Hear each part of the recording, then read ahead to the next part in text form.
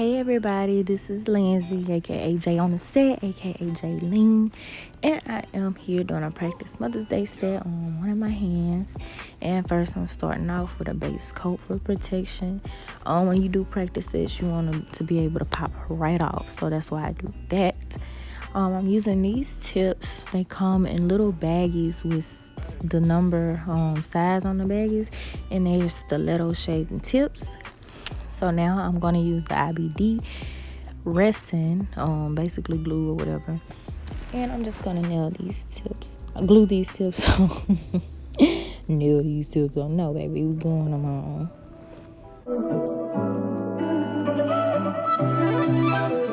Like I said, they come in a stiletto shape and they're pretty long. So what I do after this is I cut them. I didn't put this on camera, but I cut them into the coffin shape. To get the coffin shape, all you do is cut off the pointed tip, and that's what I decided to do. So enough about that.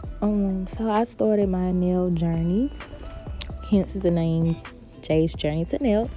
I started my nail journey actually a year ago during quarantine, of course. I was aggravated because I couldn't get my nails done. I'm complaining about not getting my nails done. My mom complaining, my auntie. So I was like, you know what? I'm finna learn.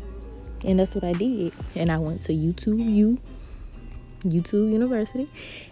And I learned. I watched this girl named Natalie, something with a C. Her business is Get Nail 32, and she was very helpful, and she has a lot of beginner friendly videos. So that's what helped me out a lot.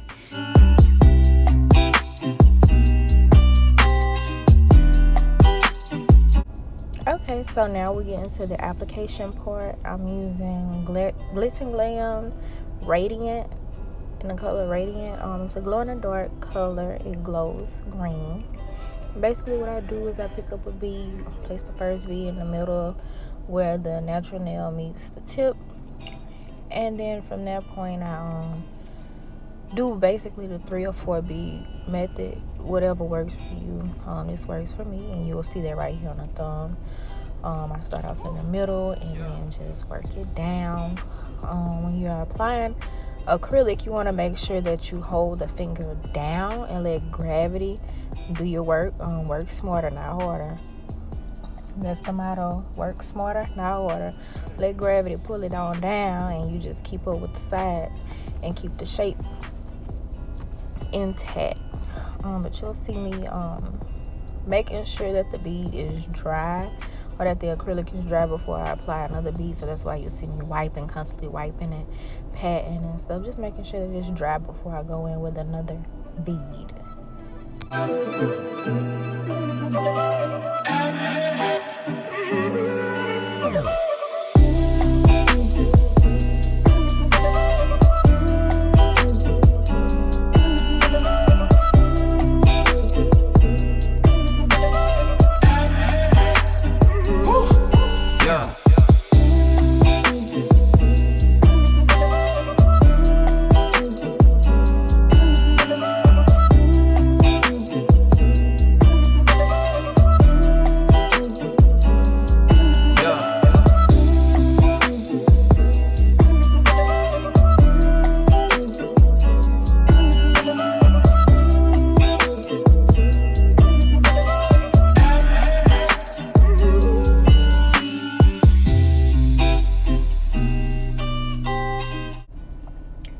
Now this last bead is the cuticle bead. This is the one you have to be very careful with, because if you do it incorrectly, it'll cause lifting almost immediately, especially if it gets on your skin or your client's skin, whoever nails you're doing. You don't want that to happen. It'll be your set'll look like you done had it on for a few weeks. It'll start cracking. You don't want it to start cracking around them. So you just got to make sure that you go in and you gently place the bead not on the cuticles, but a little bit further up, and then push down to where you don't flood it. And then from this point forward, I just go in and fill in where you see that big old lump. Yeah, I go in. Y'all gonna get these flaws and all. Go in and fill in. That way the lumps are balanced out. Well, not balanced out, but you know what I mean. You won't be no lumps in the end. Prayerfully. Oh my gosh, y'all. I hated how this next nail came out. Look, it started off wrong already. The acrylic didn't even apply right. And, you know, y'all gonna see, it was a mess. But I finessed it in the end. So, this is an ombre nail. And I knew better. But I'm gonna break it down because, like I just said, y'all gonna get these flaws and all. It's a process, okay? And then, too, not making excuses, but it had been over a month since I fooled with acrylic.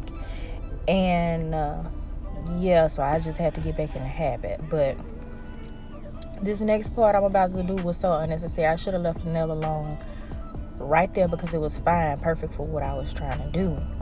So we just gonna let that play out. I didn't even need to add this. Look, y'all, that's too far down. I was doing an ombre. When you're doing the ombre, don't bring the bead further down than what it was. That's a mess. And that's when I knew I messed up. But like I said, in the end, I finesse it. It's all about learning. It's a journey. So I'm going to have it down pat one day. But yeah, I just had to break that down and just keep it real. Just a mess. It's just a mess. But whatever. And when you're working with colored acrylic, you want to make sure that you continuously wipe off your brush. That way nothing sticks to the brush because it'll be a mess. Don't ask me how I know. But oh my god, this next nail is my favorite. I love how this color came out. It's by Glits and Glam as well in the color Lush Coconut, and it is so pretty. When I get the time, I'm gonna do a regular short set on my nails, and I'll probably record it. I don't know yet, but yeah, you'll see me just doing the steps that I stated earlier. Put the first bead towards the middle, second bead a little bit above that, and then work my way down, fill in where I need to.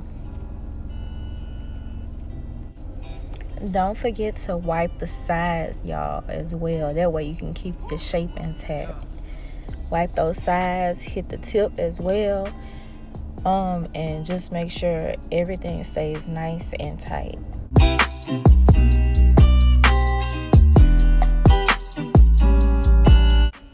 Bear with me, y'all. This part is gonna be a lot of patting and tapping and patting, wiping the sides and all that, wiping the brush for dear life. Because when you're using glitter, it takes forever to get out your brush.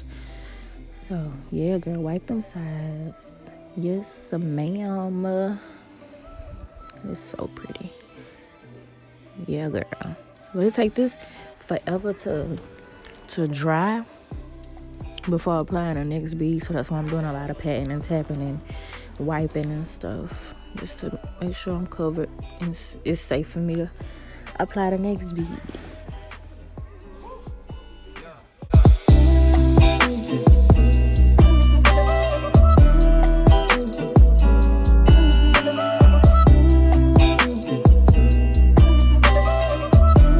Another important thing is to always wipe around the finger. Wipe any acrylic off the finger if it dries. If the acrylic dries, oh, that nail is over with. I guarantee you that.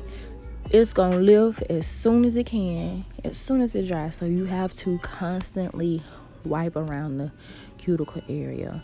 Make sure there's no acrylic on the skin at all. It could be painful and ugly, literally.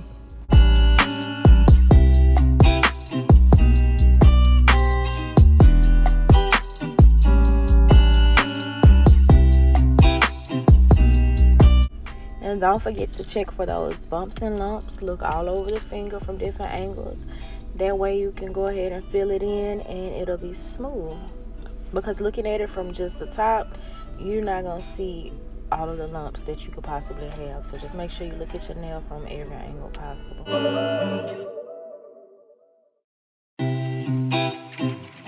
Okay, let's get into this ombre. First of all, I started off with a bead that was too big and too wet. So whenever you're doing an ombre, just make sure you use small and dry beads. Not completely dry, but drier than what I have. Like I said, I was able to finesse it a little bit. It's still not the perfect nail. It's still not my favorite. But I was able to, make the best of it. I wasn't about to start over, so just did what I had to do. And when you're doing an ombre, you want to place a small bead above, start off a little bit above the colored acrylic or whatever color you're using. And then you gently blend it with the color acrylic, with your top color.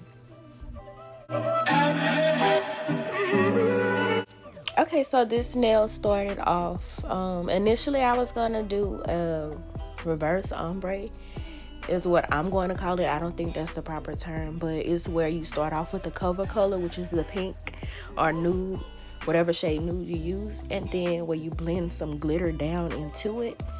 But as I started working, I was like, you know what? No, I'm gonna do something else. So what I ended up doing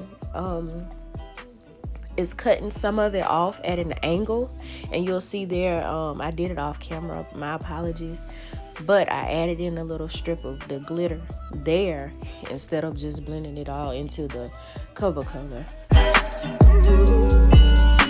Okay, so here I'm just repeating the step that I did to the cover color, where I cut some of it off and make sure it is straight. Once I get it cut to the desired position, I just go in and file it some, just to make sure that line is crispy.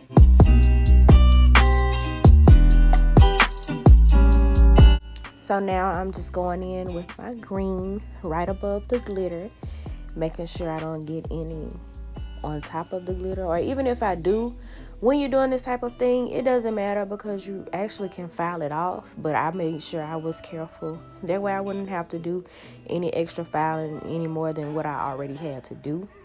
So this is basically, me filling it in with the green, capping it off. Make sure you keep those sides nice and tight once again, and just continue to let gravity do its job and help you out. Yeah.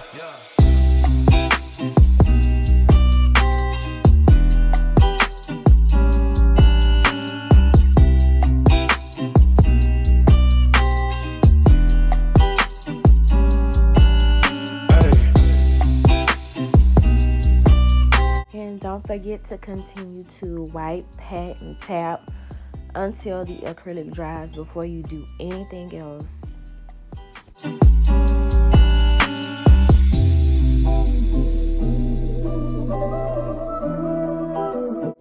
This next step is the filing part, my favorite part. I love me a good dusty cam, So, you just file the sides, file the free edge, file on top of the nail to remove any lumps and bumps that you may not have smoothed out during the application process. So this is actually my favorite part, and it helps as far as not having to use the e-file. So, and believe it or not, these hand files, they'll get the job done. And I was using an 8080 grit hand file, and here I'm using my fine ceramic drill bit, and you'll see me carefully go around the cuticle area first and then work my way down the rest of the nail to remove any more lumps and bumps that I may see that I didn't get with the hand file.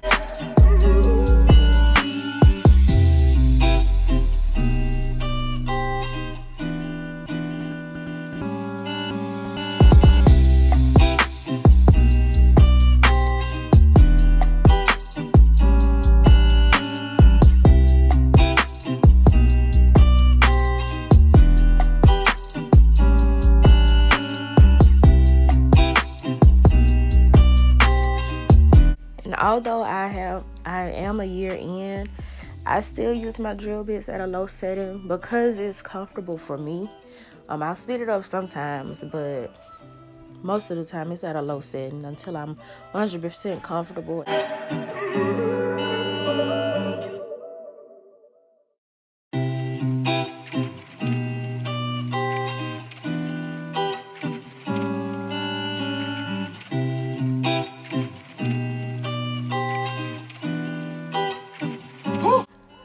right, here's the great reveal. I am going in with my Vishine top coat on each nail, and then I will sit under my UV lamp for 60 seconds. I believe it's 60 seconds.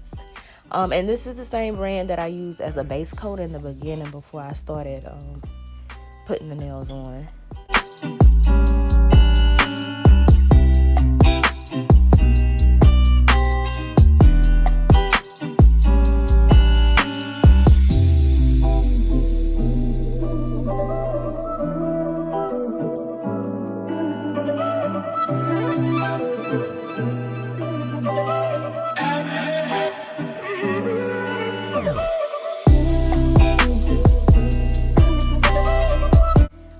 Y'all, so this is how they look in the dark. They do glow in the dark. Once again, they're pretty green, and this is in the sun, using up God's good light. You feel me? Thank y'all so much for watching. Share, comment, like, and subscribe. See you next time.